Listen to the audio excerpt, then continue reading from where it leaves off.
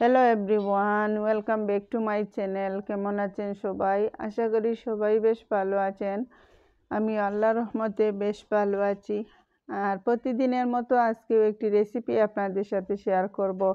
আর আজকের রেসিপি হলো মানকচুর মুড়া ভর্তা। মানকচুর এই মুড়া ভর্তাটা কে কে চিনেন বা কে কে ভর্তা করে খেতে পছন্দ করেন কমেন্টে জানাতে পারেন।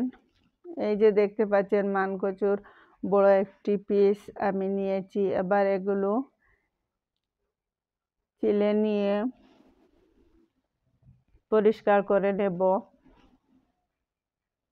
এই তো ছুরির সাহায্যে এগুলো আমি পিস পিস করে নিচ্ছি এবং ময়লাটা পরিষ্কার করে নিচ্ছি।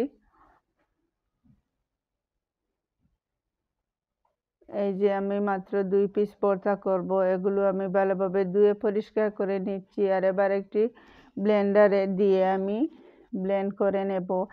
এগুলো অনেকটা শক্ত থাকে আর শিলেপাটায় বাটতে গেলে অনেক সময় লাগে, তাই সহজ করার জন্য আমি আগে এগুলো ব্লেন্ডার করে নিচ্ছি।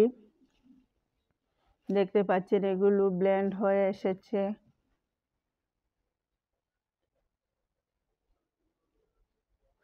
এবার এগুলো আমি শিলেপাটায় বেটে নেব। এবার শিলেপাটায় বাটতে কিন্তু তেমন একটা কষ্ট হবে না, ইজিলি এটা বাটা হয়ে যাবে। সাথে কিছু সর্ষে দানা দিয়ে দিলাম। এই ভর্তাটা খেতে সর্ষে দানা দিয়ে ভর্তাটা করলে খেতে খুবই ভালো লাগে, আলাদা একটা টেস্ট চলে আসে। আর আমি সবসময় দেখতাম আমার মা এবং দাদি সবসময় এই ভর্তাটা করলে এভাবে সর্ষে দিয়ে ভর্তা করতেন। শসা দিয়ে ভর্তা করলে ভর্তাটা নাকি অনেক স্বাদ হয় খেতে। সাথে আমি 4টা কাঁচামরিচ বেটে নিচ্ছি। এই তো আমার এগুলো শিলেপাটায় বাটা কমপ্লিট হয়ে এলো। আর এই ভর্তাটা আমি আজকে মাছ দিয়ে করব।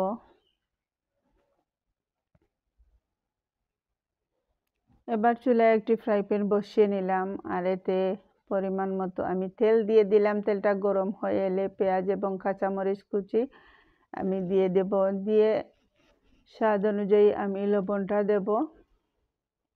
দিয়ে ভালোভাবে আমি কিছু সময় নেড়েচেড়ে পেঁয়াজটাকে ভাজি করে নেব।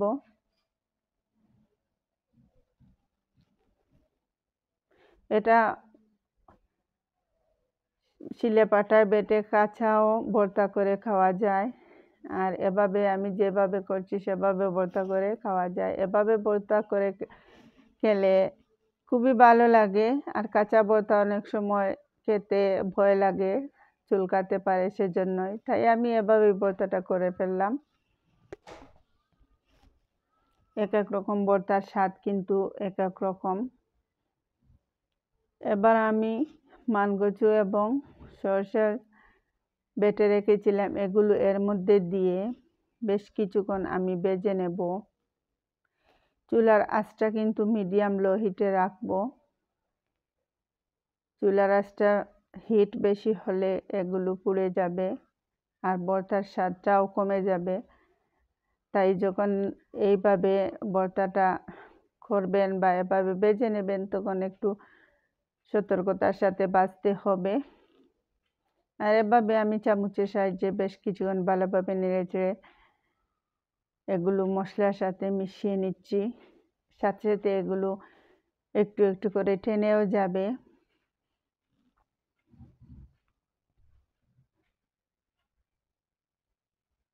এই ভর্তাটা অন্যান্য ভর্তা থেকে সম্পূর্ণ ডিফারেন্ট খেতে লাগে এবং বেশ ভালো লাগে।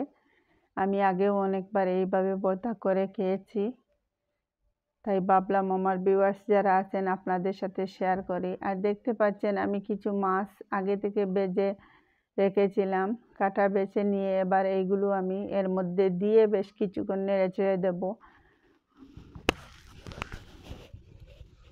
যারা যারা এখনো এই ভর্তাটি খাননি একবার হলেও এইভাবে ভর্তা করে খেয়ে দেখবেন। এর স্বাদটা কিন্তু ভোলার মতো না। আর গরম গরম ভাতের সাথে হলে তো আর কথাই নেই, একদম জমে যাবে।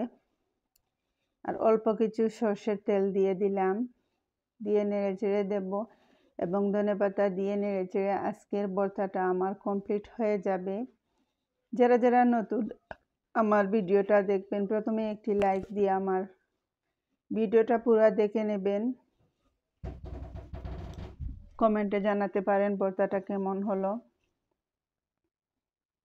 সবশেষে আমার চ্যানেলটাকে সাবস্ক্রাইব করে পাশে থাকা বেল আইকনটি অন করে রাখবেন। নতুন নতুন ভিডিও দেওয়ার সাথে সাথে নোটিফিকেশন আপনাদের কাছে চলে যাবে। আর আজকের ভর্তা কেমন হলো আপনারা জানাতে ভুলবেন না।